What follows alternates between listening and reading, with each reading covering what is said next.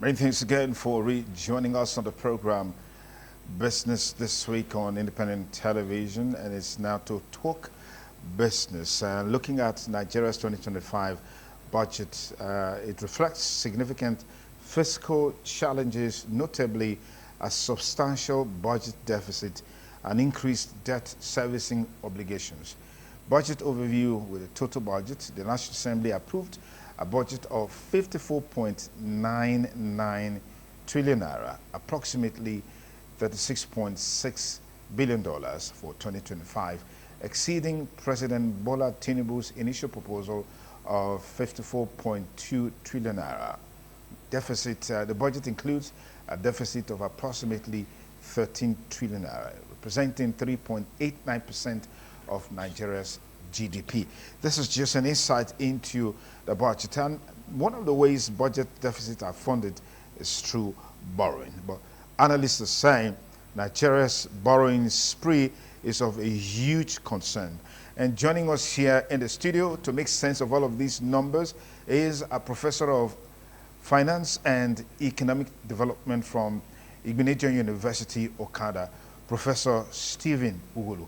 Prof, many thanks for joining us on the program. Thank you very much. Okay. It's a pleasure. A pleasure having you here. Thank you so much. Okay. Let's look at the 2025 budget. We've seen an increase in the budget from the first budget that President Bola Ahmed Tinubu presented. And is this of concern to you in any way, looking at the numbers? Thank you very much. Indeed, it's of great concern to all Nigerians because we are all economic agents in the country, and one way or the other, the implementation of the budget will affect all Nigerians almost equally. Then let us first of all look at the concept of deficit budgeting. Deficit financing. Financing, okay. Deficit financing.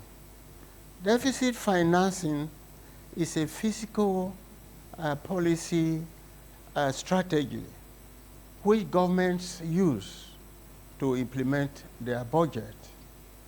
Either they borrow domestically or internationally. When they borrow domestically, they go to commercial banks to seek for funds with which to implement their budget. They also go to insurance companies. You know, insurance companies have a lot of funds which they mobilize through the issuance of life policies that span over a very long period. Time. You see, those funds are there almost idle, waiting for who to borrow and use for the development of the country. Then internationally, they go to foreign governments to borrow. They also go to international organizations like World Bank, IMF, International Monetary Fund, African Development Fund, and others. Then if they also go the way of printing more money, which they usually call the ways and means of funding government activities. All of these put together have a toll on the finances of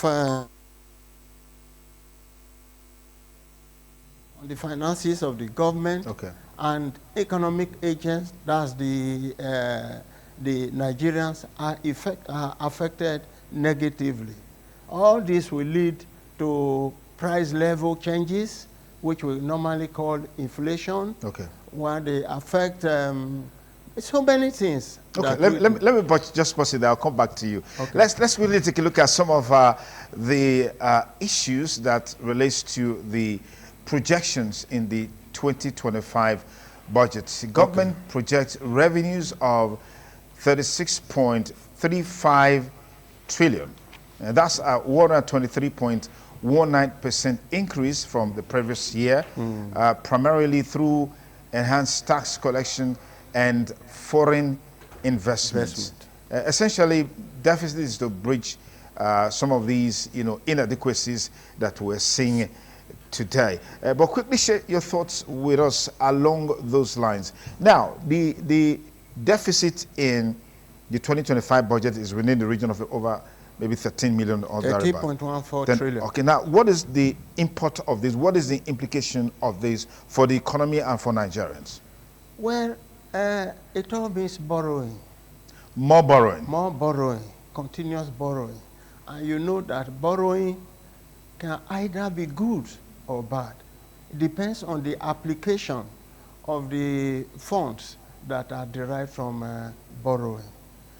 If borrowing, the funds that accrue from borrowing are judiciously used for critical sectors that will drive industrialization, borrowing will be good, because by so doing, they will invest in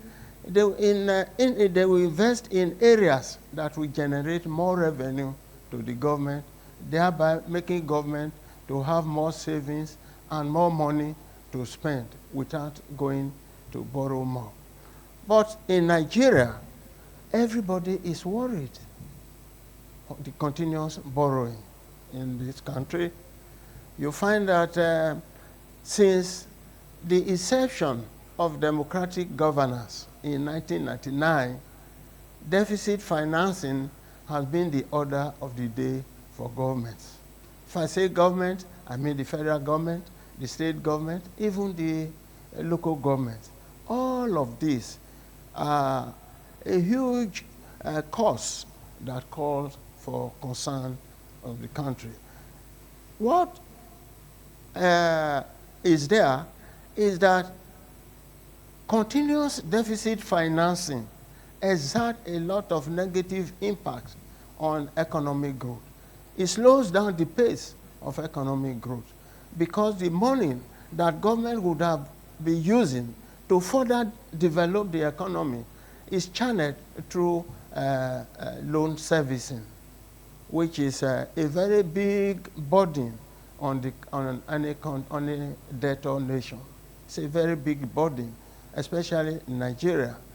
Continuous borrowing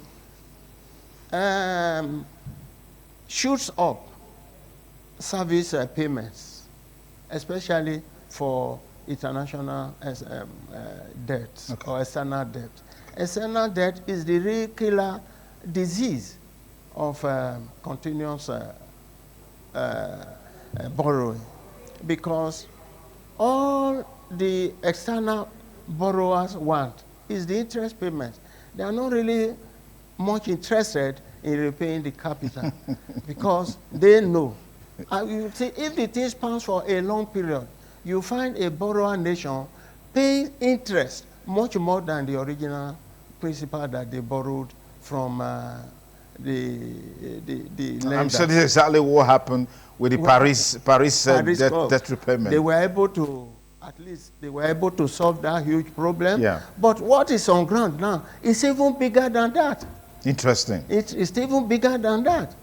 And I don't know, people at the government, they are not, I don't know whether they look at borrowing before they go into it. You don't just borrow because funds are there for you to borrow. What do you really want to do? That is the first thing in a budget that they should be looking at. What do we want to do? But money so borrowed must be tied to projects that will generate revenue for government, so that in future, borrowing will not be attractive to the government if the borrowing currently taken are judiciously applied to accelerate economic growth and development. The service payment that Nigeria is paying is a lot. And upon that, borrowing still continues. How do we get out of this problem, which is almost hydra-headed? The servicing of external loan is a huge problem. Okay, let's quickly, let's take another break. We'll be back to talk more on the deficit financing and budget, particularly as it relates to the 2025 budget deficit, which some have said it's going to be of a huge concern going forward in terms of meeting the yearnings and aspirations of Nigerians. Stay with us on Business This Week. We'll be back with you in a moment.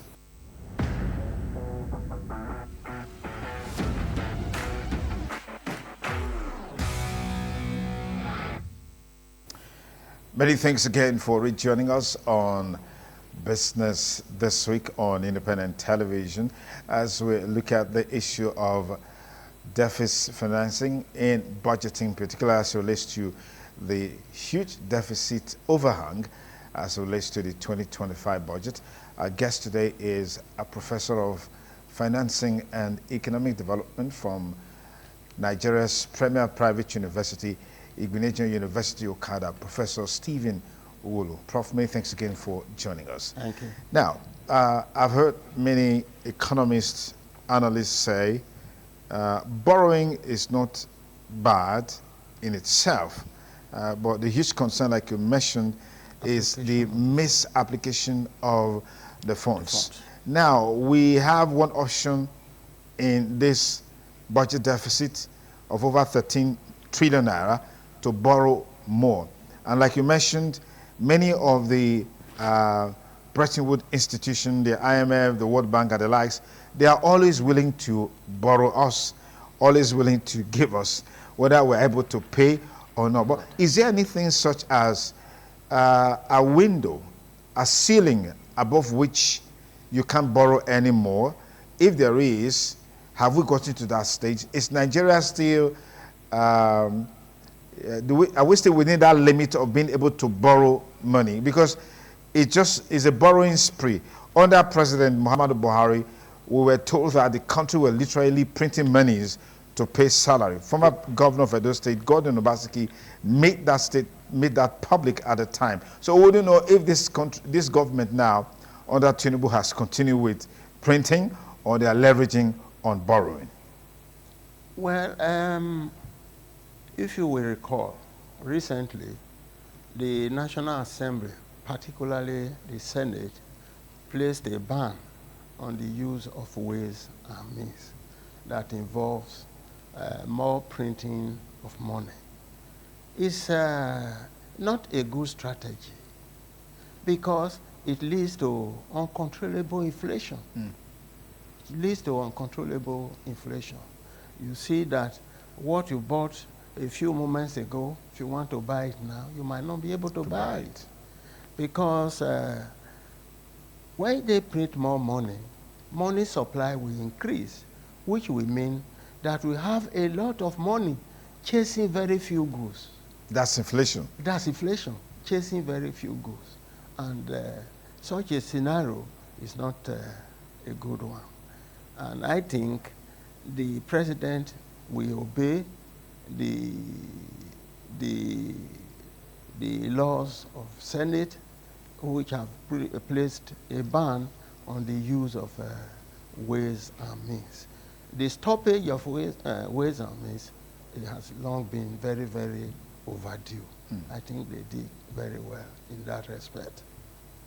Okay, so what is the future like for the 2025 budget? Now we are here, and somehow, in a sense, it looks like the worst part of the Tinubu's administration is ebbing a little bit, because we are seeing fuel price coming down, and the landing cost is dropping. Is this sustainable? Could this be the result of some of the policies that are coming from President Donald Trump in the United States of America? Well, I think if our president stands his ground, he might be able to deliver, because we have absolute control of what we have. If they are able, that is, government is able to continue with what it is doing, I'm sure before the end of his first tenure, he might be able to reassure Nigerians that his policies, although initially very, very tough, may lead to economic prosperity. Yeah. If they continue at the rate that they are going, we might witness a positive change in the economic performance. That's the way I think it should be. What's your major concern about the style and structure and functionality of the borrowing spree in Nigeria? What's your major concern?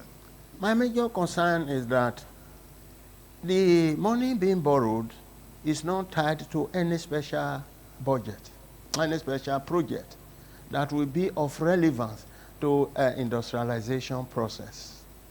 For example, I do not know what economic value the coastal road, for example, from Lagos to Sokoto will bring in the very near future. I don't even see what it will bring in the distant future. The same thing with Lagos to Calabar.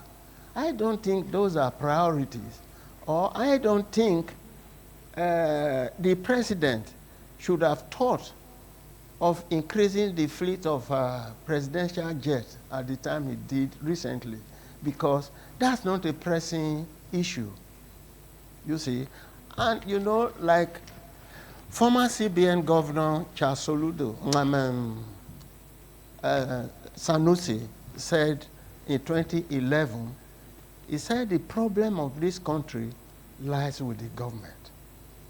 The government's overhead spending is too much. For example, what our distinguished senators are earning, what our honorable members of House of Representatives are earning, they are too enormous. If the president, even the president himself, if they are able to check their SSs, we will have money to concentrate on the industrialization process of this country. I think if they are able to do that, that is the way to go. We should not pretend to be what we are not. I read recently that in the whole world, Nigerian lawmakers at the national level are the highest paid. And we are just a developing country that is not moving the way we ought to have been moving. So I think if we do our homework properly, some of these problems can be solved by ourselves. This is a Nigerian problem, and it is only Nigerians that can solve this problem. Not the IMF, not the World Bank, but Nigerians. What is the prospect of asset sales in funding the budget deficit in Nigeria? I don't know what you mean by asset sales. Selling of assets that probably can be of value in terms of raising funds in the country.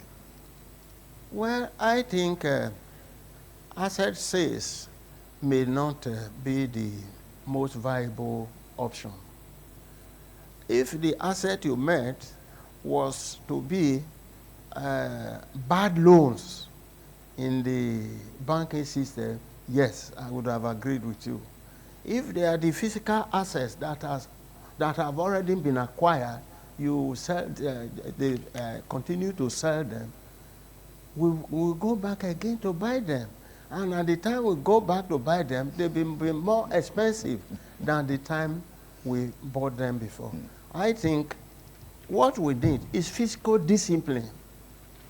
That's the bottom line, fiscal discipline. Let them reduce their governance cost. If governance cost is reduced, you will see that in a few years, government will be able to overcome the bad economic conditions that we presently have. What we need is fiscal discipline. Okay, let's quickly look at more interesting stories on our conversation as relates to debt financing, which of course is to breach deficit. Government is having plans to utilize various financial instruments, including loans and assets. Take a look at debt servicing allocation, debt servicing is allocated 16.3 trillion, That's nearly a lot of money. 98% increase. I'm from sure many countries in this continent of Africa Yes. may not have that figure as their annual budget. as the annual budget. Yes. But that's what we are channeling to. And we may not be even as rich as those small countries. Yeah. Don't you see that we need, all we need is physical discipline. Okay, so nearly 98% increase from 8.25 trillion in 2024, raising concerns about fiscal responsibility, which you talked about, fiscal discipline. Yes. Yeah. And then, of course, let's look at the sectoral allocations. Security, 6.11 trillion is allocated to defense and security, an 88% increase from the previous year, aiming to address national security challenges. Let's look at infrastructure. 5.99 trillion is earmarked for infrastructure projects, including major roads developments, reflecting a significant investment in national infrastructure. Then we look at the social sectors. Education, healthcare, and skills development received 5.7 trillion, up 161% from previous year, though concerns remain about the adequacy of these allocations. Let's look at some of the concerns and challenges. You have a major challenge which has to do with oil revenue and the volatility that comes with it. The revenue seems to be up there now, and it looks like it's favoring Nigeria. But you can't tell what's going to happen next that will make it deep, and then all of the plans and projections for the year will just nosedive. You want to say something about that? You remember that crude oil is a commodity. Yeah. It's a commodity at the international market where the seller does not have a voice in determining the price. Producers of commodities are merely price takers and not price givers. Then if you don't have a dominant role to play in determining the price of your commodity, then you don't even know what will happen next. If we were engaged with manufacturing that we can export to other countries, yes, to overcome this problem would be easy. But for a commodity like crude oil or gold or cocoa that we talk about, they are just commodities. They are not finished products. Yeah. And if we want to get good value for our commodity, let us not sell them at primary level. Let them sell it at intermediate level. Let them do some primary processing, so that the products will attract more prices, that will bring greater revenue to the country. But the way they are now, we will remain where we are until we decide to do what is necessary to make the economy develop as desired. Okay, so summarizing this conversation on the 2025 budget, yes, the budget is geared towards addressing critical sectors, but it faces significant challenges, including high deficit, which Professor Uwulu has been talking to us about. And then there's also the challenge of increased debt servicing. We also talked about that a while ago. And then, of course, huge reliance on volatile oil revenues. Effective implementation and prudent fiscal management will be essential to achieving the budget's objectives without compromising fiscal stability.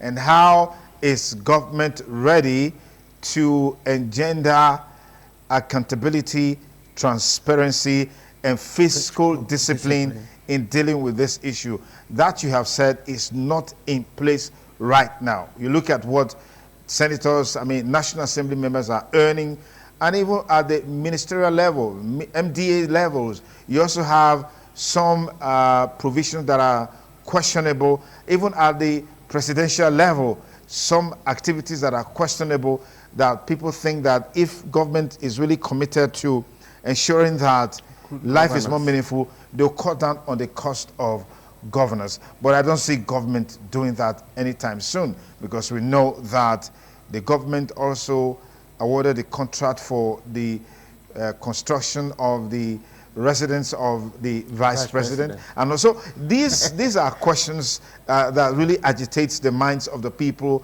that perhaps government on its part is not serious about making life meaningful for the people. You want to comment on that? Well, what you have said is true, but what we have on ground as our government, do they hear the cries of the people?